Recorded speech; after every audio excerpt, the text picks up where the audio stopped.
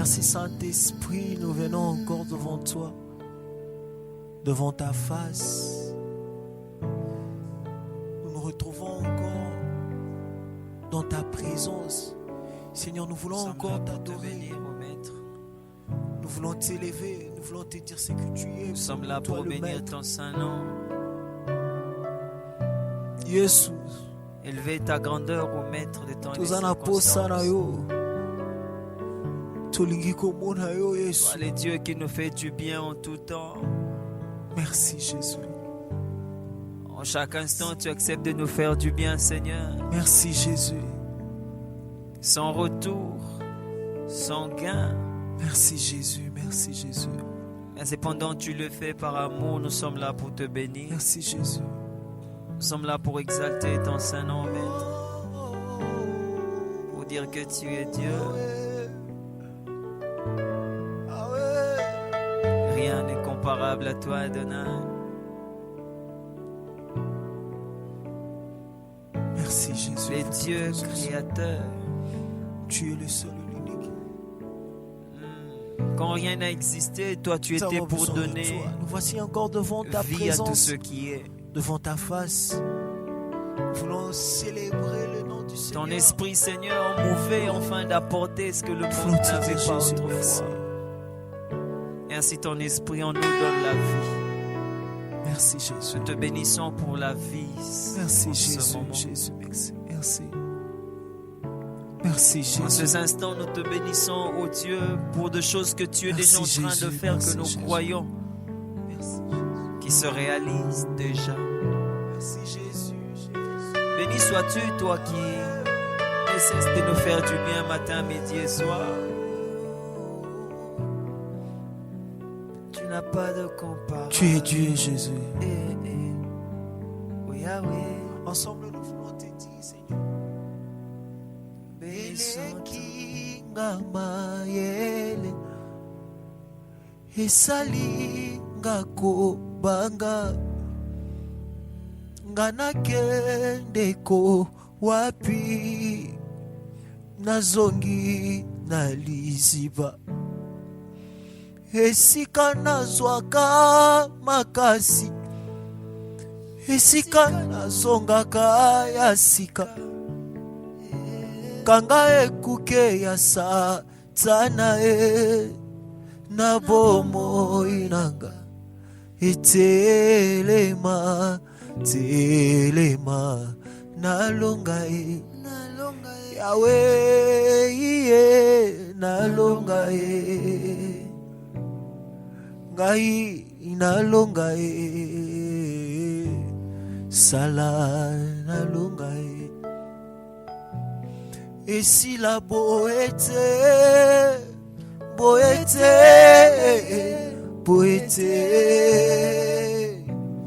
balonga ngai te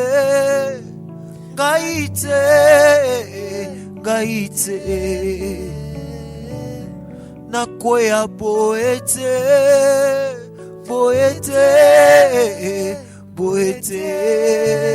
Yahweh.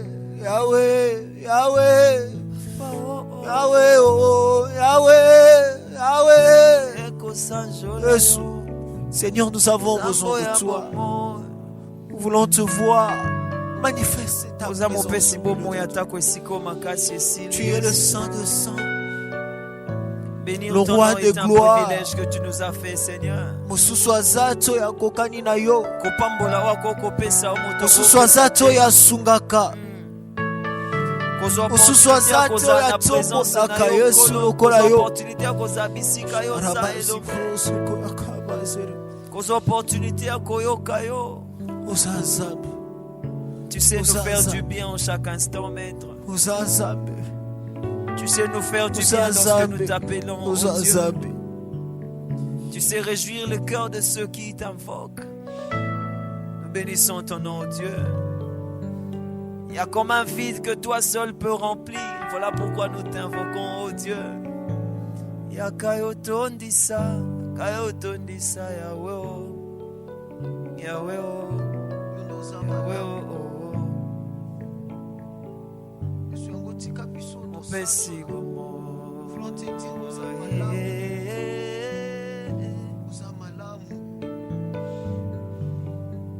Jésus, Jésus, Jésus, Jésus, Jésus. Te bénir auprès de ton trône. Être là à tes pieds. Être là à tes pieds, te dire ce que tu es, combien tu es bon, combien tu es merveilleux. Deux fois les mots semblent insuffisants. À des moments, on a comme envie de nous déverser au-devant de toi. Peut-être que ça pourrait expliquer, c'est d'exprimer ce que nous ressentons. Tu es tellement grand, tu fais tellement de grandes choses.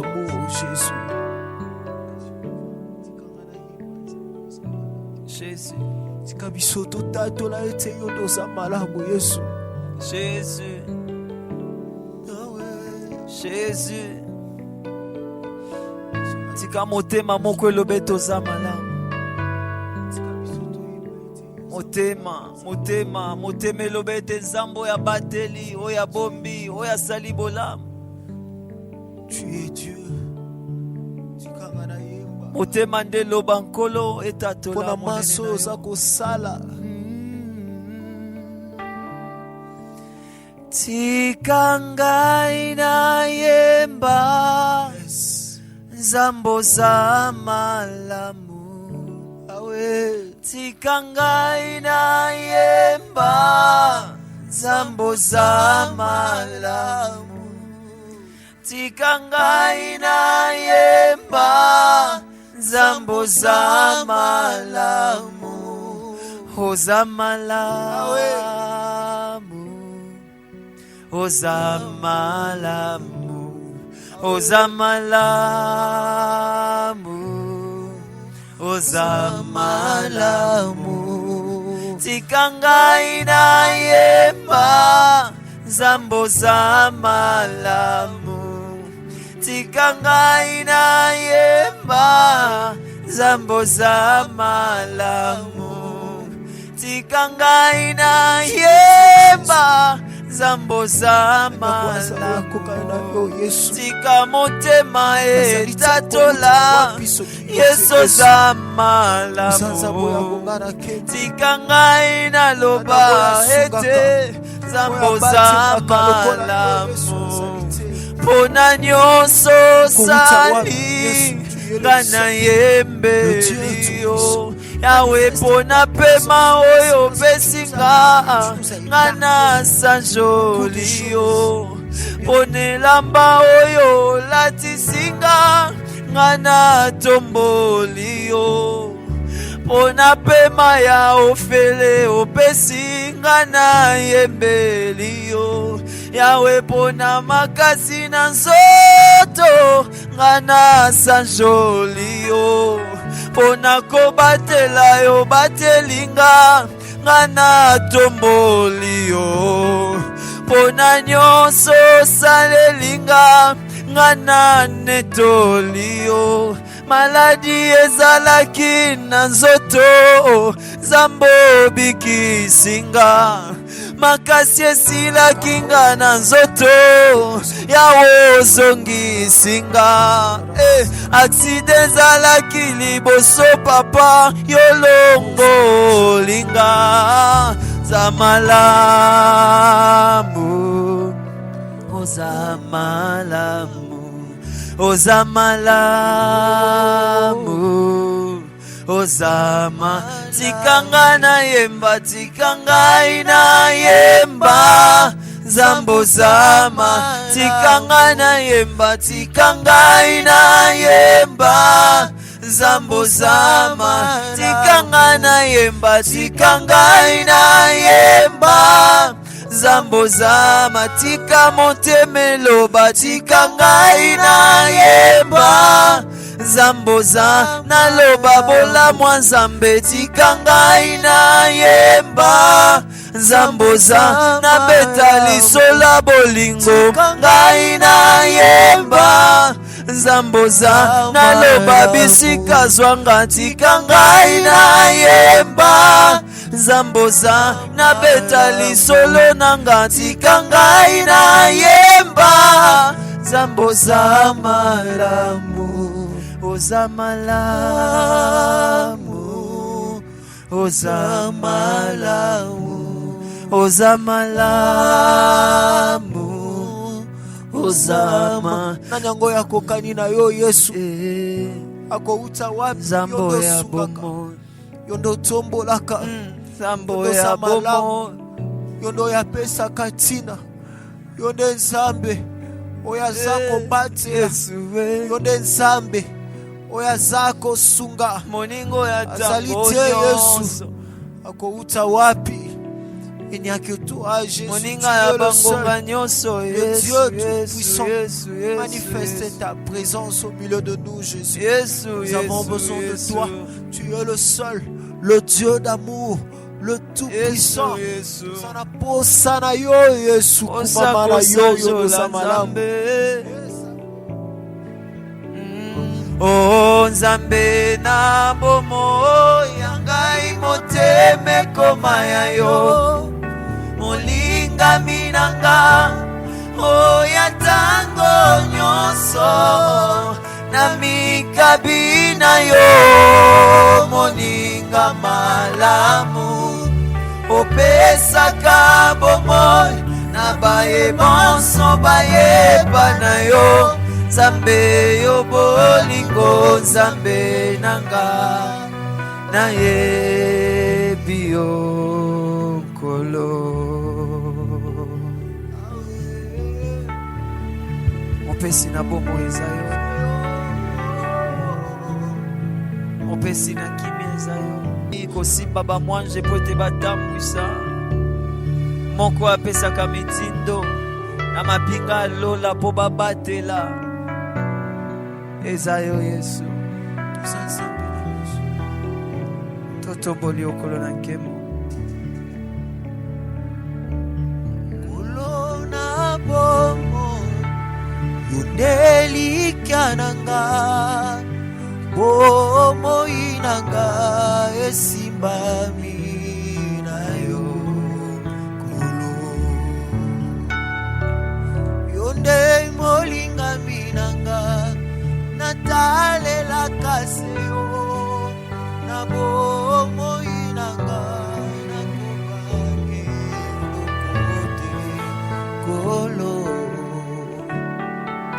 motema mwanga pema banzo manga na bonjeli yo yango sala nango elingio. O Nzambe na bomo yangai moteme koma ya yo molinga minanga o ya tango nyonso na mikabina yo moninga malamu opesaka bomo na baye bonso baye na yo Nzambe yo bolingo Nzambe nanga na yebi yo kolo. Nzambe na bomo yangai moteme koma ya yo molinga minanga o ya tango nyonso. Élève ta voix là où tu es. Amikabina yo. Merci Dieu, Jésus, nous avons besoin de moninga malamu. Dans ce moment de bouleversement, opesaka nous avons besoin de ta main. Abaye bonso baye bana yo. Nzambe yo bolingo Nzambe nanga. Il n'y a que toi, Jésus. Na ye. Mosusu azali te Yesu soki yo te. Akouta wapi soki Nzambe alola te. Notre Dieu et notre Roi, nous voici encore cette fois dans ta présence. Tu es Dieu. Avec ton peuple, fils et filles du royaume de Dieu. Nous vous saluons là où vous êtes et nous reconnaissons votre foi en Jésus-Christ. Nous commençons un nouveau mois, le mois de juin, et dans notre église, nous avons un calendrier. Chaque mois, nous abordons un sujet Comme le mois passé, nous avons abordé « Ne crains pas, crois seulement ». Et pendant ce mois de juin, nous allons tourner autour de « Tout est accompli ». Voilà pourquoi nous vous proposons quelques passages des Écritures. Jean 19, 28 à 30. 2 Corinthiens 1, le 20e verset. Je m'en vais lire Jean 19, 28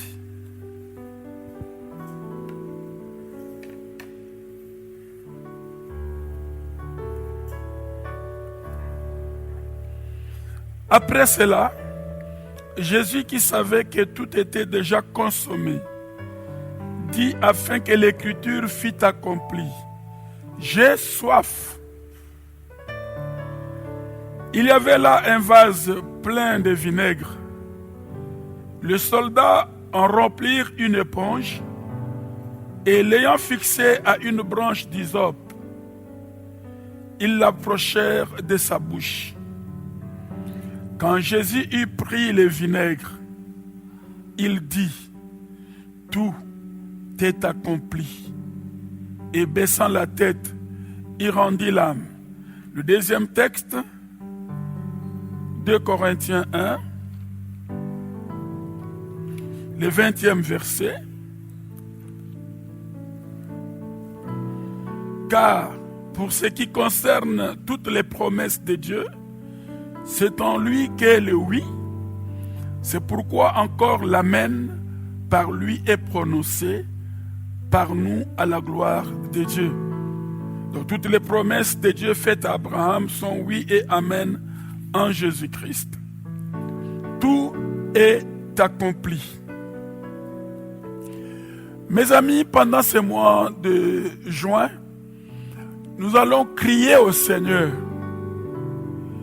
Quand nous regardons les textes de Jean 19, nous voyons que le Seigneur était à ses derniers instants sur la terre, du haut de la croix. Et pourquoi il allait à la croix, c'est pour toi et pour moi. Mais voici, les Écritures nous disent que quand il a vu que la parole était accomplie, il a crié: j'ai soif. Au lieu qu'on lui donne de l'eau, on lui donne du vinaigre. Et dès qu'il a mis le vinaigre dans sa bouche, il a dit: tout est accompli. Dans ces mois de juin, qui veut que ta vie soit vinaigre? Qui veut rendre tes affaires du vinaigre? Qui veut rendre aigre ta famille ou ta vie chrétienne? Comme Jésus a dit, tout est accompli. Et c'est ce que je te propose toi aussi. Comme tu as soif du Dieu vivant, la soif de la parole de Dieu, de voir Jésus en œuvre, alors Jésus est avec toi pour dire tout est accompli. Quelles que soient des personnes qui veulent rendre aigre votre vie, votre situation, qui veulent vous rendre la vie difficile, alors que vous demandiez le succès, et vous prépare l'échec. Alors que vous avez soif du miracle, mais elle vous propose des théories. Et Jésus dit, tout est accompli.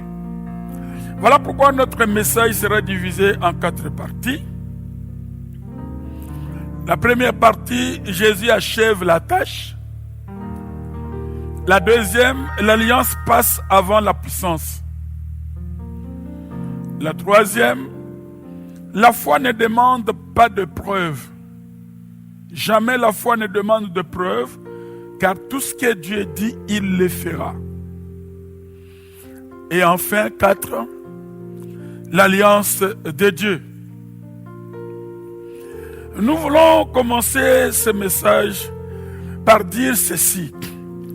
Ne cesse jamais d'apprendre, car la vie ne cesse jamais d'enseigner. Il y a toujours quelque chose à apprendre, que ce soit à travers un succès ou un échec. Par le succès, nous pouvons apprendre pourquoi nous avons réussi. Et par échec, nous pouvons apprendre pourquoi nous avons échoué. Dans chaque situation, nous devons étudier les causes qui nous ont amenés à ces résultats. Si nous faisons cela avec conscience et lucidité, nous apprendrons de nouvelles choses, de nouvelles leçons. Alors, avant d'aller dans les profondeurs de notre message, nous devons comprendre la véritable signification de la croix. Parce que c'est du haut de la croix que Jésus a dit « tout est accompli ». Le mot « grâce » signifie qu'il est possible de recevoir des bénédictions sans rien payer. Et ces bénédictions, comme les saluts, tout se fait au travers de la grâce manifestée à la croix. Il n'y a pas de salut sans la croix.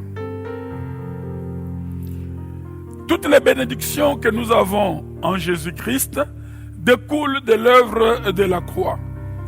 Et c'est sur cette croix, Jésus répond à tous ceux qui veulent rendre aigre ta vie. En ce mois de juin, Jésus leur répond, tout est accompli. C'est un cadeau que Dieu donne à son peuple. Beaucoup de gens, par contre, vivent dans la comparaison. Vivent dans la comparaison en pensant que les autres sont mieux qu'eux-mêmes et finissent par perdre la notion de la grâce. En ce qui concerne la grâce de Dieu, personne n'est trop bon, personne n'est trop mauvais pour mériter la grâce. La vie que nous menons est le fruit de la grâce de Dieu. Il y a 2000 ans, Jésus-Christ s'est écrié. Tout est accompli. Quiconque croit en Jésus est déjà mort. Il est enterré et maintenant ressuscité en une nouvelle création. Il ne s'agit pas du futur ou du présent antérieur, mais du passé. Cela a été déjà accompli. Parce que cela a déjà été accompli. Être chrétien consiste à croire que le Seigneur Jésus a tout accompli. Même si les larmes coulent de ton cœur, même si la situation semble n'est pas bonne pour toi, être chrétien consiste à croire que le Seigneur a déjà tout accompli. Alors, premier point de notre message, Jésus achève la tâche. Nous trouvons cela dans Jean 17, verset 4e. J'ai achevé l'œuvre que tu m'as donnée. Donc, Jésus, quand il a prononcé tout est accompli, il voulait indiquer que sa mission est arrivée à sa fin. Et quand le diable a entendu ces petites phrases, tout est accompli, la panique est entrée dans le camp du diable. Parce que la Bible dit, s'ils avaient su, ils n'auraient pas crucifié le Seigneur de gloire. Donc l'erreur du diable a été manifeste à cause de ce cri qui a retenti du haut de la croix. Tout est accompli. Alors je déclare que le diable panique en ce qui te concerne dans ta vie parce que quelqu'un a tout accompli à ta place pour ton compte.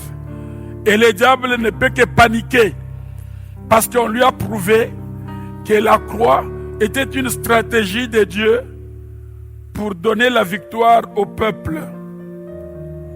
Jésus a quitté les cieux uniquement pour venir prononcer ces mots. Tout est accompli. Toutes les prophéties, même son ministère sur terre, ne pointaient que vers cette phrase. tout est accompli.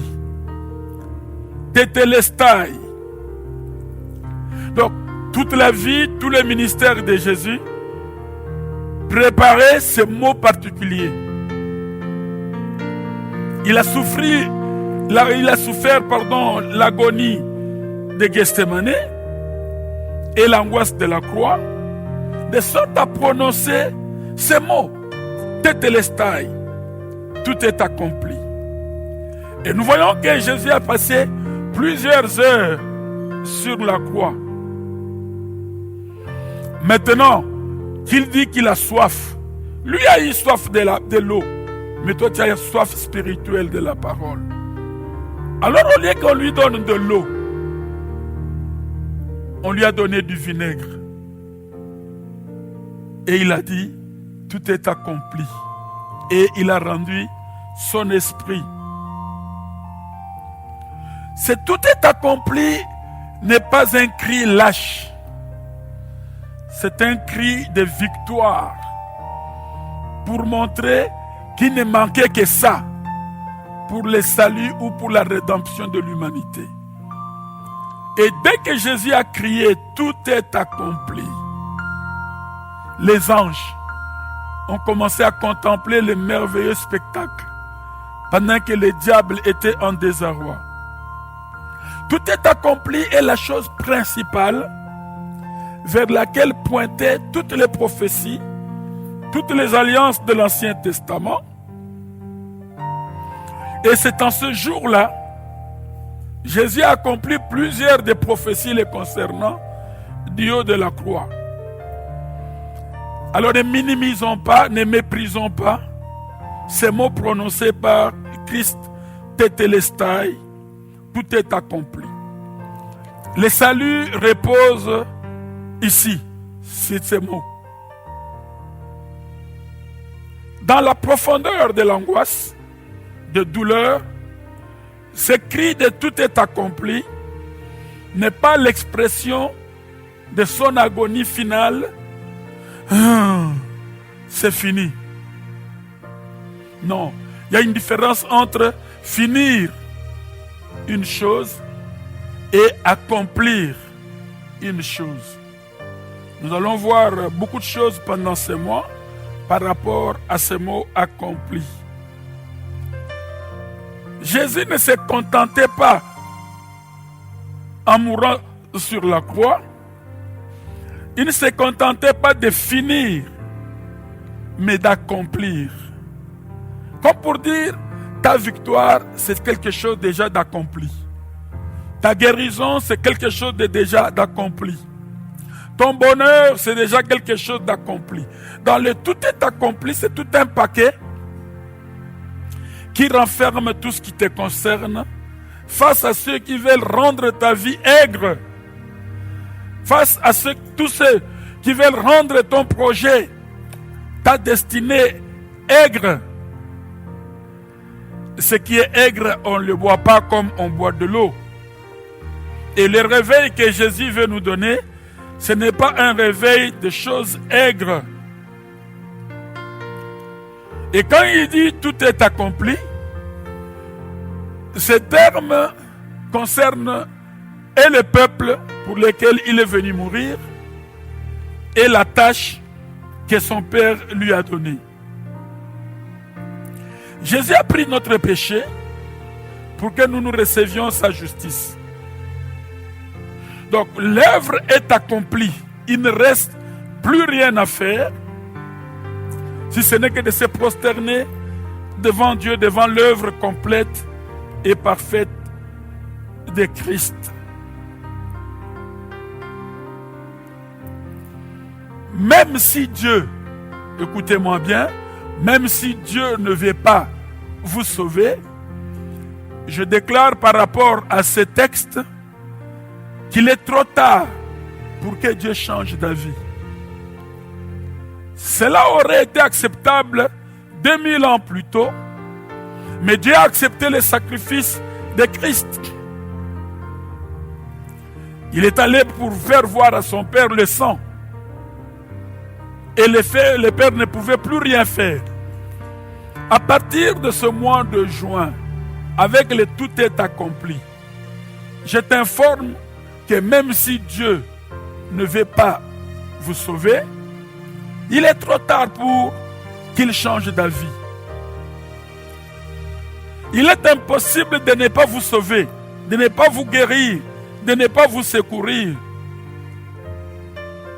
vous rendre heureux et prospère. Nous voyons un grand homme de Dieu dans l'histoire de l'Église, William Marion Branham.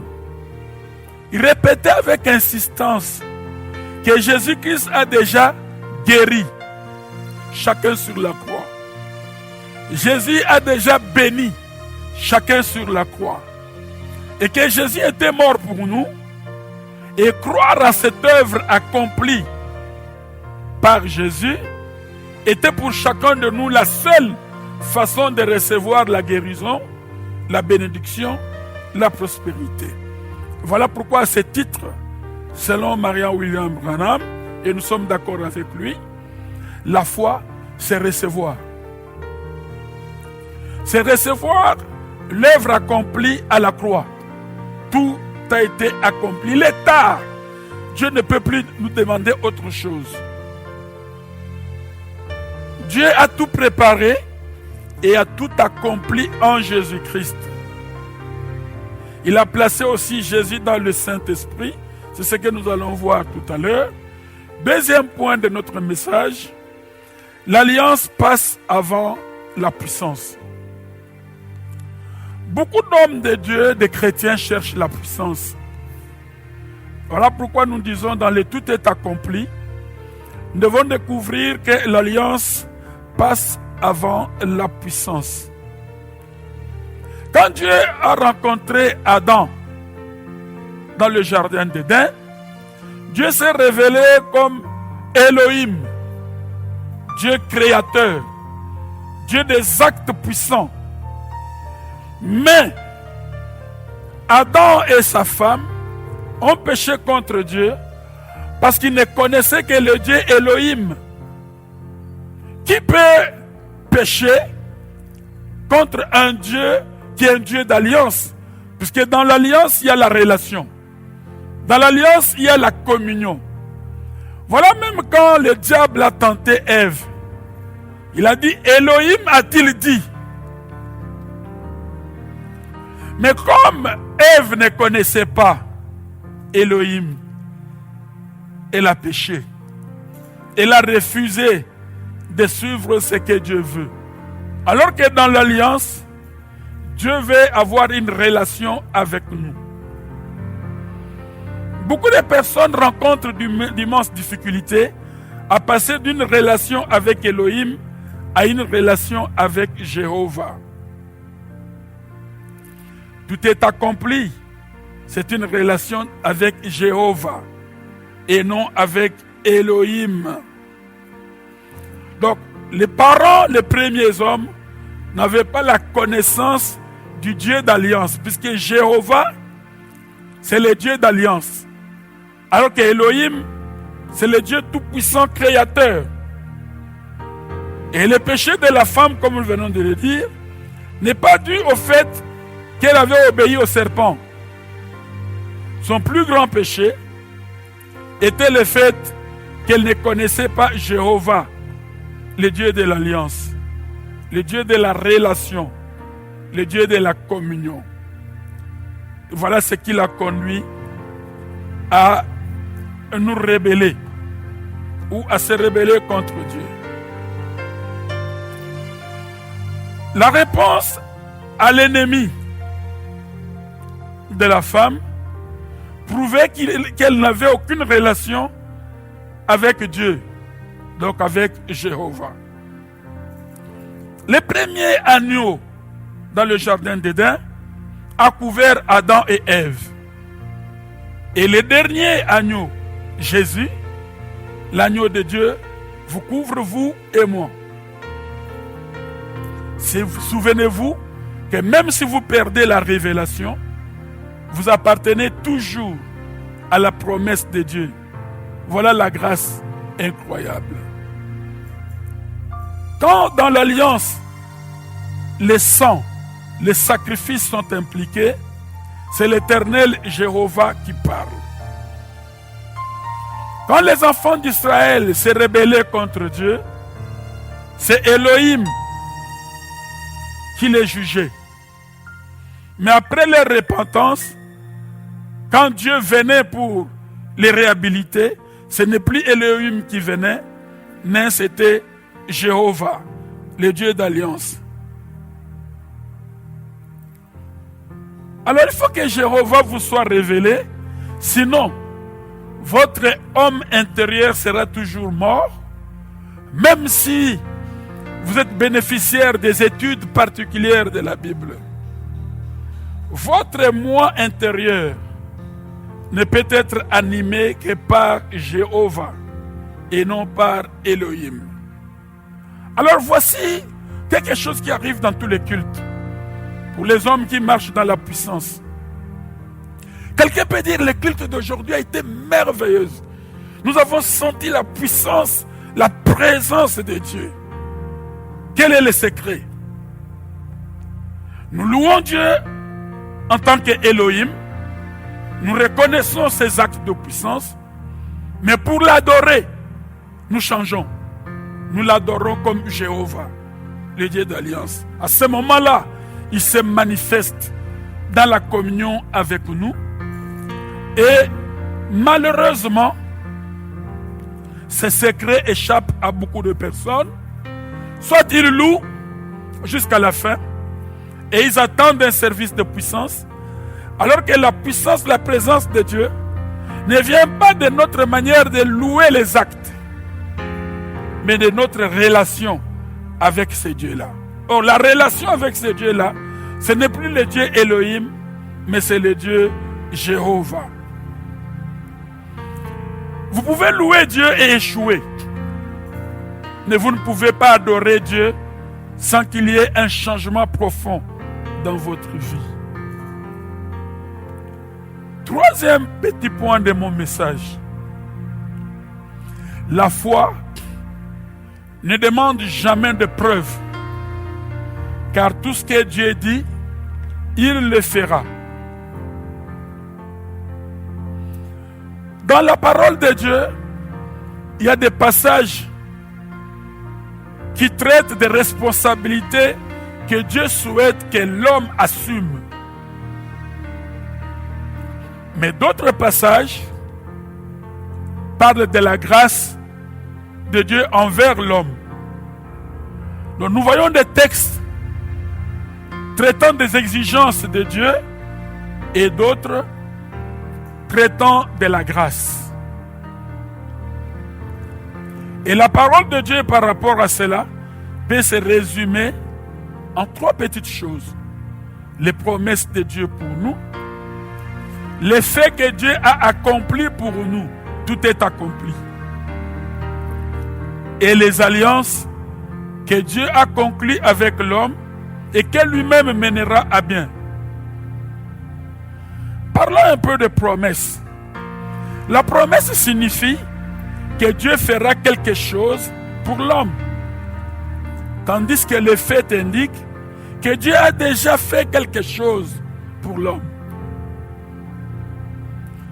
La promesse a beaucoup de conditions aussi. Si tu fais telle ou telle chose, Dieu fera telle autre chose. Mais les faits signifient que Dieu nous aime et connaissant notre faiblesse ou impuissance, notre infirmité, il a accompli quelque chose pour nous. Tout est accompli pour la rédemption à la croix de Jésus. Alors, nous pouvons demander à Dieu d'accomplir ses promesses, tout comme nous pouvons demander à Dieu de nous révéler les faits, et c'est à nous d'en chercher l'expérience ou la jouissance. Car Dieu n'est pas un homme pour mentir, ni le fils de l'homme pour se tromper. Les faits que Dieu a accomplis, et cela entre dans le cadre de tout est accompli. Nous allons voir ici 2-3 faits dans la Bible. Mes amis, le fait de lire la Bible plusieurs fois, c'est une bonne chose, ne signifie rien par rapport au fait de découvrir plusieurs faits dans la Bible. La richesse d'un homme de Dieu ou d'un chrétien n'est pas dans le nombre de fois qu'il a lu la Bible, mais c'est dans le nombre de faits qu'il a découvert dans la Bible. Quand le Seigneur dit tout est accompli, ça signifie il a fait cela. Et quand il dit tout, c'est tout. Quand Dieu dit tout est accompli, alors c'est tout qui est accompli. Voilà pourquoi la croix, c'est un fait. Jésus ne viendra jamais deux fois à la croix. C'est un fait que nous allons parler, dont nous allons parler. De la venue du Saint-Esprit qui est liée à la croix, c'est aussi un fait. Et nous allons parler de ces deux faits, la Pâque et la Pentecôte. Puisque nous sommes encore dans la période de la Pentecôte par rapport à tout est accompli. Donc, personne ne peut demander à Dieu que Jésus revienne pour la deuxième fois. Comme personne ne peut demander à Dieu que le Saint-Esprit vienne encore sur la terre pour la deuxième fois. Alors, en ce qui concerne Jésus, nous voyons dans la Bible les expressions dans le Seigneur, en Christ Jésus et non en Jésus-Christ. Pourquoi en Christ et non en Jésus? Quand il était sur la terre en tant que Jésus, personne ne pouvait être en lui. Et personne ne pouvait participer à l'incarnation de Jésus, sauf à la résurrection de Jésus. Alors quand il est dit en Christ Jésus, en Christ Jésus et non pas en Jésus-Christ, pourquoi la Bible ne dit-elle jamais en Jésus ou en Jésus-Christ? Quelle en est la raison? Jésus est le nom qui était donné au Seigneur pendant qu'il était sur la terre. Tandis que Christ est le nom qui lui est donné après sa résurrection, lorsque Dieu l'a oint. Il a fait de lui Seigneur et Christ. Nous voyons cela dans Acte 2. Christ est le nom qui lui est donné dans la résurrection. En lisant Romains, nous trouvons le mot Christ Jésus, qui signifie que le Christ d'aujourd'hui est le même Jésus qui était sur la terre autrefois. Christ Jésus est son nom aujourd'hui. Il n'est plus Jésus-Christ. Malheureusement, par ignorance, nous faisons beaucoup de choses et là nous ignorons que tout a été accompli. Son nom avant la résurrection était Jésus-Christ. Ce nom implique que Jésus serait un jour le Christ. Jésus était son nom pendant qu'il vivait sur terre en tant qu'homme. Ces deux expressions, Christ étant Jésus et Jésus devenant Christ, signifient deux choses différentes. De plus, nous ne pouvons pas être seulement en Christ et non en Jésus. Nous ne pouvons pas être seulement dans le Seigneur, dans Christ Jésus, mais non dans Jésus-Christ. Quand il était sur la terre, nous ne pouvions pas être en lui. Mais après sa résurrection, nous avons la possibilité d'entrer en lui. Voilà pourquoi quand nous devons lire la Bible, la première chose que nous devions chercher, c'est de découvrir des faits que Dieu a déjà accompli pour nous, ça nous permettrait d'être dans l'assurance. Et c'est quand on est devant les faits que Dieu a accompli, que Dieu va ouvrir nos yeux pour que nous puissions voir comment expérimenter les faits, puisque c'est déjà accompli. Ça ne demande pas la prière, ça ne demande pas la foi. C'est du déjà fait.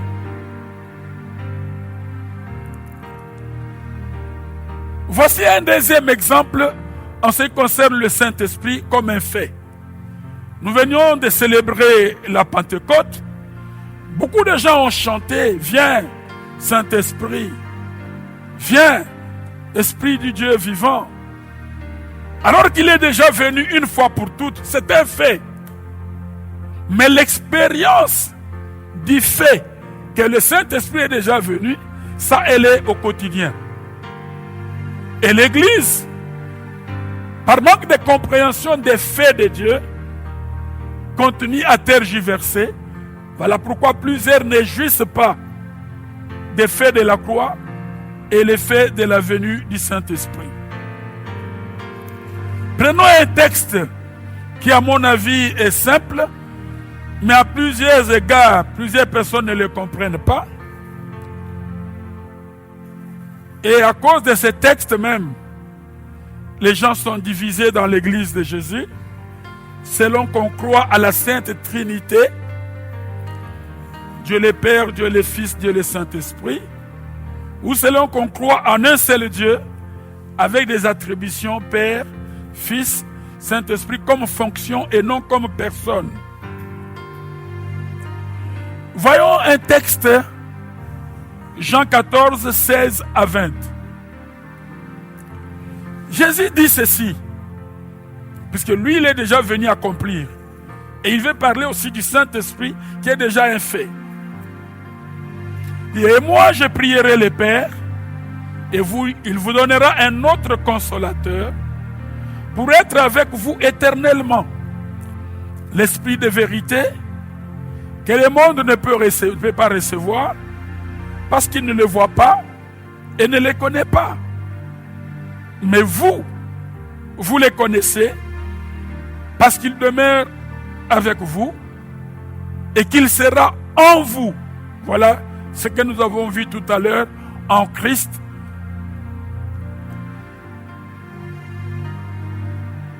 Je ne vous laisserai pas orphelins. Je viens à vous encore un temps et le monde ne me verra plus. Mais vous me verrez. Parce que moi je vis. Vous aussi vous vivrez. En ce jour-là, vous connaîtrez que moi, je suis en mon Père et que vous en moi et moi en vous. Quel fait pouvons-nous découvrir dans ce texte que nous venons de lire? N'oublions pas, les faits, c'est ce que Dieu a déjà accompli. La promesse, c'est ce que Dieu annonce pour qu'il accomplisse. Et l'alliance, c'est le contrat que Dieu conclut pour accomplir les faits et les promesses. Ces phrases utilisent d'abord il ou lui. Après, les il ou lui, il utilise je. Donc le changement de pronom, c'est un fait. Voici ces faits-là. Les mots il et lui ont été changés en je et moi. Selon les principes de la lecture de la Bible, comment devons-nous traiter ces passages? D'abord, nous devons découvrir tous les faits. Dans ce cas, le changement de pronom de il à je est un fait. Deuxièmement, nous devons nous souvenir de ces faits, l'analyser. Et voilà maintenant dans ce texte, nous avons, à cause de ces faits, nous découvrons qu'il y a 2 consolateurs. Le Seigneur Jésus dit, et moi je prierai le Père, et le Père vous donnera un autre consolateur. Les mots autre dans l'expression est un autre consolateur qui signifie qu'il s'agit du second consolateur. Le premier a tout accompli et le second, nous allons voir qu'il vient exécuter. Donc le Père vous donnera un deuxième consolateur. Puisqu'il y a un deuxième consolateur, il doit y avoir eu un premier consolateur. Donc la première chose dont nous devons être sûrs, c'est que le Seigneur nous parle de 2 consolateurs. Le Seigneur a dit que les disciples avaient déjà un consolateur, qu'il allait leur donner un second. De quelle sorte de consolateur s'agit-il? Il dit pour être avec vous éternellement. Donc Jésus est mort une fois pour nous donner la rédemption éternelle. Et le deuxième consolateur, dans sa présence en tant que Dieu, Jéhovah et non Elohim, sera avec nous éternellement afin que nous vivions les faits accomplis par Dieu, que nous ressentions sa présence et sa puissance.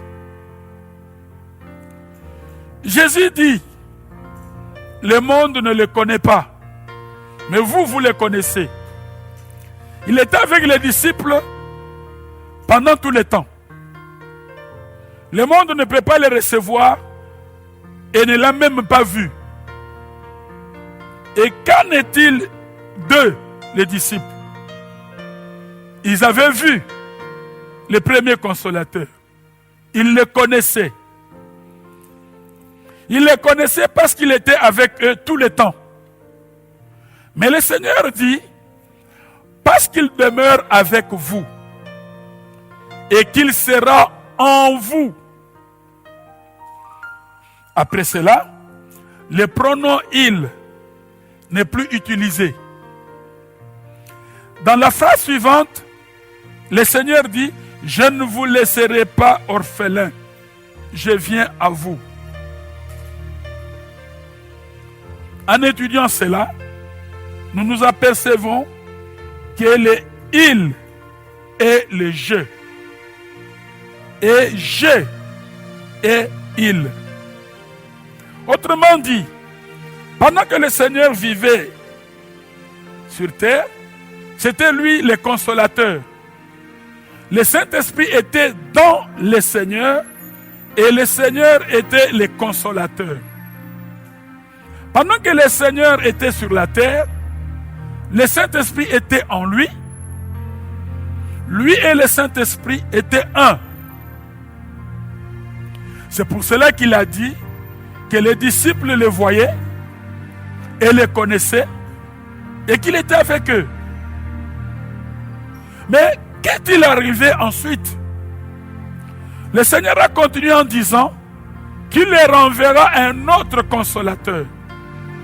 Après sa mort et sa résurrection, le Seigneur a dit qu'il enverrait vers eux et que Dieu leur donnerait le Saint-Esprit. Il ne les a pas laissés orphelins.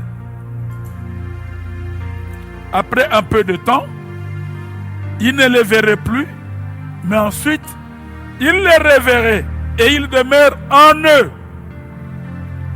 Le verset 17 dit « Il en vous ».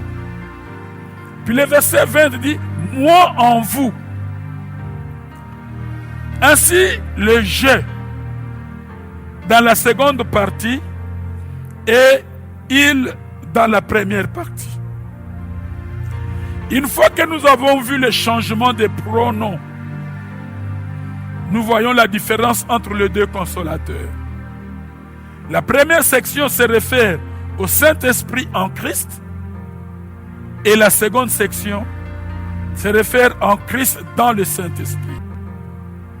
Alors si nous comprenons les faits de Dieu déjà accomplis en Jésus-Christ et dans le Saint-Esprit, Nous nous posons maintenant une question. Qui est le Saint-Esprit? Nous venons de célébrer la Pentecôte. Qui est le Saint-Esprit? Le Saint-Esprit est le Seigneur Jésus sous une autre forme. Et le Fils est le Père sous une autre forme. De la même manière, le Saint-Esprit est le Fils sous une autre forme. Il a seulement changé de forme. Cet exemple nous montre que le premier principe de base dans la lecture de la Bible est de découvrir les faits.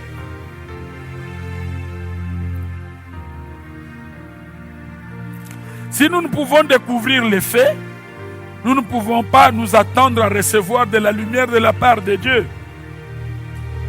Voilà pourquoi nous disons l'important n'est pas le nombre de fois que nous avons lu la Bible, mais le nombre de faits que nous avons relevés dans nos nombreuses lectures de la Bible. Nous voyons l'apôtre Paul comme une personne qui avait découvert beaucoup de faits. Et il était riche en parole de Dieu, non parce qu'il a lu la Bible de bout en l'autre, mais parce qu'il a découvert des faits. Il nous montre que dans Galates 3, on parle de la sémence, là, et non les sémences. Et qu'il va dans la Bible, il compare Genèse à Galates, où il trouve que les nations seront bénies dans la sémence d'Abraham, pas dans les sémences. Donc, la sémence se réfère ici à Christ. Si toi et moi, nous pouvons résoudre les problèmes de ce qui rend notre vie aigre, c'est parce que nous sommes la sémence d'Abraham. Et cette sémence, c'est en Jésus-Christ. Voilà pourquoi nous avons dit tout à l'heure dans la lecture que toutes les promesses de Dieu faites à Abraham sont oui et amen en Jésus-Christ. Alors, il y a beaucoup de faits dans la Bible. Ça demande une lecture assidue pour découvrir les faits. Soyons alors riches en découvrant les faits bibliques et non en lisant cursivement la Bible. Quelques principes relatifs aux faits divins. Nous devons découvrir ce qu'est un fait. Nous en avons besoin par révélation. Il suffit que nous voyons un fait de Dieu. Nous devons tenir ferme dans la parole et croire que nous sommes exactement ce que le fait a dit. Nous devons l'expérimenter. Ta vie, à partir de ce mois de juin, ne doit plus être aigre. Ta vie ne doit plus porter des fardeaux parce qu'il y a quelqu'un, c'est un fait, il a tout accompli. Et il y a quelqu'un, c'est un fait, qui est là éternellement avec toi. Ils n'ont changé que de forme. Par la foi, nous devons d'un côté louer Dieu pour ce que nous sommes et de l'autre côté, agir en conséquence et manifester ce que nous sommes. Voilà pourquoi quand nous l'adorons comme Elohim, nous ne pouvons pas manifester Dieu dans sa puissance, si ce n'est que quand nous l'adorons comme Jéhovah. Chaque fois que nous sommes tentés par le diable pour nous montrer qu'il y a des choses que Jésus n'avait pas complétées, que Jésus n'avait pas faites, voilà pourquoi notre vie est aigre. Nous devons alors marcher par la foi et non par les impressions ou par les sentiments. Croyons que c'est un fait. Tout est accompli. Un fait requiert notre foi, car la foi est le seul moyen par lequel le fait peut devenir réel dans notre expérience. Le fait que Dieu a accompli en Jésus-Christ, nous devons être en Christ pour jouir du fait que Dieu a accompli en Christ. Et non en Jésus, mais en Christ. Normalement, notre vocabulaire aujourd'hui ne devrait plus être en Jésus-Christ. Ça devait être en Christ Jésus. Et nous pouvons faire l'expérience du fait accompli que dans la communion avec Jéhovah, avec le Fils, sous une autre forme avec le Père, sous une autre forme avec le Saint-Esprit. La promesse est une parole énoncée par Dieu avant que la chose arrive. Tandis que le fait est une parole que Dieu donne après que la chose ait été accomplie. La venue de Jésus a été accomplie et à la croix il a dit tout est accompli. Et la venue du Saint-Esprit, c'est une fois, il est là, éternellement.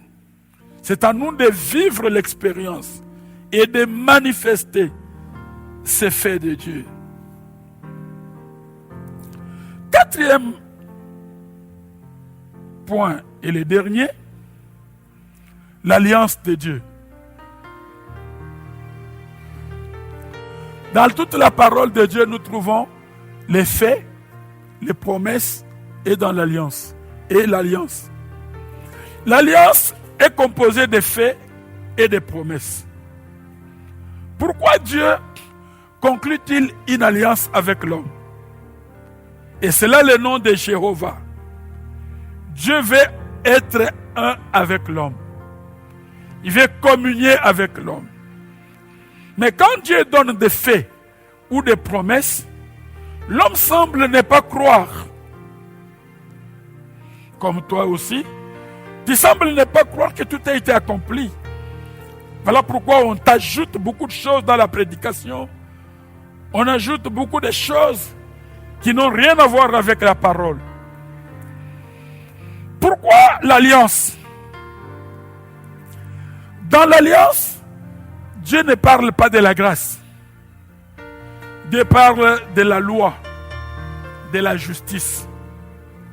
Dieu conclut une alliance avec l'homme pour lui montrer que comme j'ai conclu une alliance avec toi, ça fait tard. Les faits sont des faits. Je ne peux plus les modifier. Nous prenons l'exemple d'Abraham, puisque nous sommes tous bénis en Abraham, comme fait. Abraham doute de la promesse que Dieu lui fait. Et Dieu dit, concluons une alliance. Dans l'alliance, Dieu est limité. Il ne peut pas faire autre chose que dans l'alliance. Sinon, il sera injuste. Sinon, il sera infidèle. Et quand Dieu conclut l'alliance, Dieu se diminue à l'homme. Il devient égal à l'homme. Il montre à l'homme quelle est son intention. Et au travers de l'alliance, Dieu grandit la mesure de la foi de l'homme. Que puisque nous avons conclu une alliance, je ne peux pas me défaire. C'est trop tard que de ne pas te bénir, parce que tout a été accompli et parce que le Saint-Esprit est déjà sur la terre. Donc une alliance agrandit la mesure de la foi d'un homme. Plaise à Dieu que ta mesure de foi soit augmentée. Au travers de l'alliance, Dieu donne la garantie à l'homme que je ne peux pas faire le contraire. Je ferai ce que je dis dans mon alliance. Alors dans l'alliance que Dieu fait avec l'homme, il y a une matière qui est importante, c'est le sang. La nécessité du sang. Quand il a dit tout est accompli, il y avait déjà le sang qui avait coulé à la croix. Le sang rend forte l'alliance. Alors, à cause du sang de Jésus, coulé du haut de la croix quand il a dit « tout est accompli », ta vie ne devrait plus être aigre. Les hommes ne devraient plus te faire boire du vinaigre. Donc le sang de Jésus a résolu le problème du péché et de la mort. Mais en même temps, le sang restaure notre héritage que nous avons perdu en Adam. Alors l'importance du sang de Jésus, non seulement pour la rédemption, mais aussi pour la restauration. Tu as été sauvé, mais tu dois être restauré. Et je déclare que tu sois restauré en tout. Que les années que les Gélèques, les sauterelles, les gazans et asiles ont dévoré, que Dieu te les restitue. Que tu retrouves la paix que tu n'avais plus. Que même les biens qui étaient partis, tes économies, ta santé peut-être, que tu les retrouves, car il n'est pas le Dieu de la rédemption seulement, il est aussi le Dieu de la restauration. Alors sans le sang, l'alliance n'est pas valable et elle ne peut pas entrer en vigueur. Donc, à cause du sang de Jésus, Dieu n'a pas d'autre choix que d'accomplir en nous ce qui figure dans l'alliance. Tout est accompli.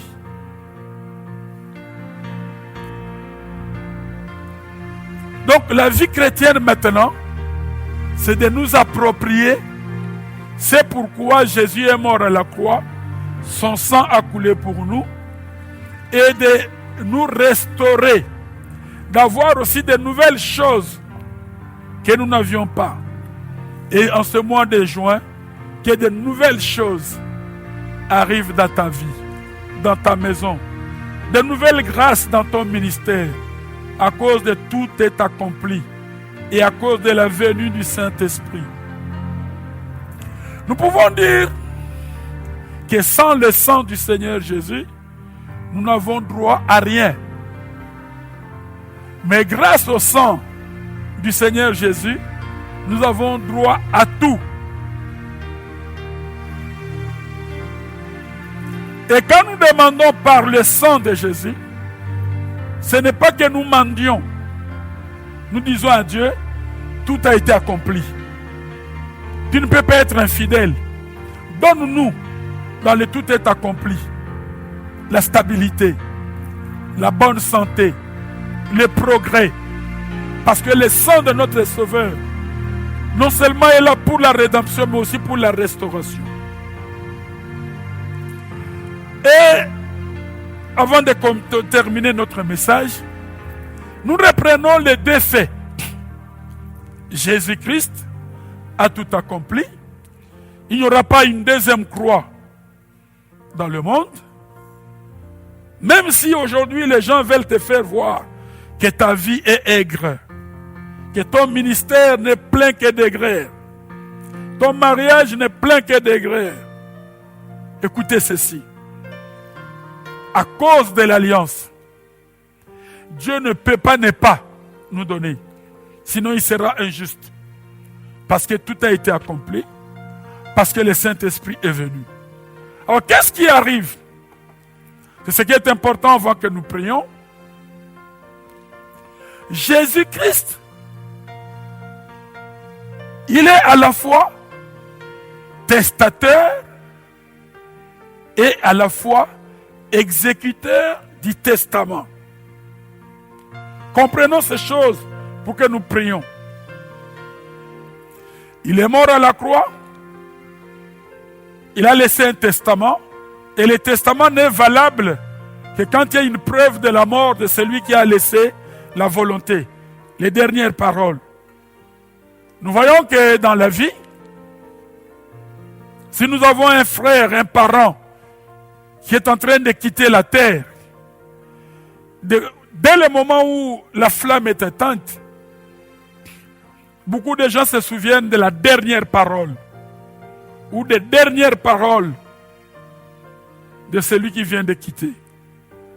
Or, Jésus nous a donné aussi tout est accompli comme dernière parole. Dans ce sens que je vous ai laissé un testament, ma volonté. Et dans ce testament, même le Père, à qui j'ai montré le sang, que je suis mort, ne peut pas nier ça. Alors toi qui m'entends, quand il dit Père, je viens au nom de Jésus demander la paix. C'est dans ton héritage. Je viens demander la guérison. C'est dans ton héritage. Jésus a laissé ça comme legs. Et ce qui est encore mystérieux ou précieux pour nous, c'est quoi? Quand il mourait, il a tout consigné dans la volonté. Maloba Mouei. Maintenant, à la résurrection, sous une autre forme, le testateur revient pour rendre valable le testament, pour voir l'exécution. Donc, il est testateur, mais il est aussi notaire. Il est là pour voir, en tant que Saint-Esprit, si ce que la croix a accompli est exécuté et expérimenté. Voilà la Pentecôte. Il revient comme exécuteur du testament.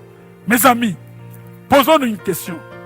Si un parent quittait la terre en laissant un testament et qu'il revienne en vie pour vérifier si le testament a été exécuté, quelle serait la débandade des tantes ou des oncles qui auraient pris une maison qui était un héritage? Voilà pourquoi en ce début du mois de juin, nous avons Jésus comme testateur, et le même Jésus après la résurrection, il est exécuteur du testament qu'il nous a donné. Dans les cieux aujourd'hui, Jésus n'est pas seulement souverain sacrificateur, mais il est le médiateur. Il est l'exécuteur de la nouvelle alliance. Voilà pourquoi dans Luc 22, 20, il dit « Cette coupe est la nouvelle alliance établie en mon sang. » Donc quand nous prenons la Sainte Seine, ce n'est pas le vin ou le pain qui importe. Quand nous prenons la Sainte Seine, nous buvons le contenu de la nouvelle alliance et nous attendons l'expérimenter par le Saint-Esprit. Alors l'efficacité d'un testament, c'est quand il y a quelqu'un pour l'exécuter. Un avocat qui vient lire le testament et qui l'exécute. Et ça, aujourd'hui, c'est le rôle du Saint-Esprit.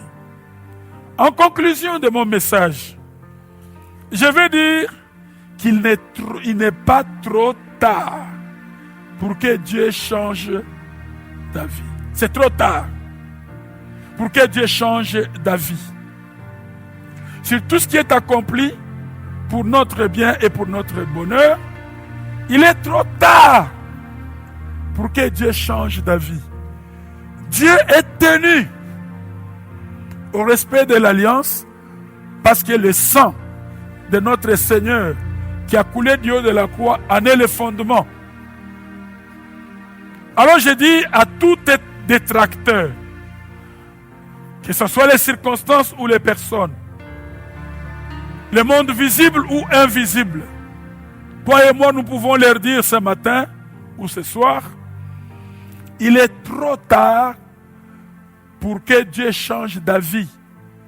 Parce que tout a été accompli, il n'y a pas une deuxième croix, tout a été accompli, il n'y aura pas une deuxième Pentecôte. ce que nous fêtons, ce sont des expériences de la croix et de la venue du Saint-Esprit. Voilà pourquoi je te dis, il est trop tard pour que Dieu change ta vie. Puisque tu es né en Jésus-Christ, tu es en Christ, et Christ est en toi, et le Saint-Esprit en Christ. Alors, la rédemption est une chose acquise, une chose réelle. La restauration est une chose acquise, une chose réelle. Dieu l'a déjà fait. Voilà pourquoi je vous propose de prier. Disons au Seigneur, d'abord merci. En tant qu'Élohim, il a créé, il a posé les actes de puissance. Mais en tant que Jéhovah, il vient manifester l'œuvre accomplie dans l'alliance. Là, quelquefois nous chantons Afuta Nyongo Nanga. Akokisa makambo nyonso. Nekulusu pona tina nanga. Que les diables ou les hommes ne te trompent. Ton salut est quelque chose de déjà fait. Et dans le salut, il y a la guérison, il y a la délivrance, il y a la prospérité. C'est du déjà fait. Ta restauration, comme Job, ta restauration des choses que tu as perdues, elle est déjà un fait. Tu peux les récupérer. Parce que tout a été accompli à la croix de Golgotha. Alors nous allons louer le Seigneur en tant qu'Élohim. Et nous allons l'adorer en tant que Jéhovah. En saisissant les faits en Christ. Et le fait que le Christ et le Saint-Esprit sous une autre forme. Parce que sous la deuxième forme, il est avec nous éternellement. Et c'est lui qui exécute ce que Jésus a fait avant sa mort. Et à la résurrection, il vient pour veiller à l'accomplissement du fait. Et là, nous allons nous prosterner en adoration. Et le changement de Jéhovah, d'Élohim en Jéhovah, va apporter la réalité des faits pour lesquels Jésus a tout accompli à la croix. Ofuta nyongo nanga, osilisa bapasi nanga. Merci Seigneur. Tina nini na nyokwama, esi onyokwama bonanga. Épousons la pensée d'Abraham. Qu'à la croix, Jésus a déjà guéri. Jésus a déjà béni. Jésus a déjà donné le mariage, la promotion, ses contrats, ses grands marchés. Jésus l'a déjà donné. Alors recevons, puisque la foi, c'est recevoir. Et il y a quelqu'un qui va veiller à l'accomplissement. C'est le Saint-Esprit.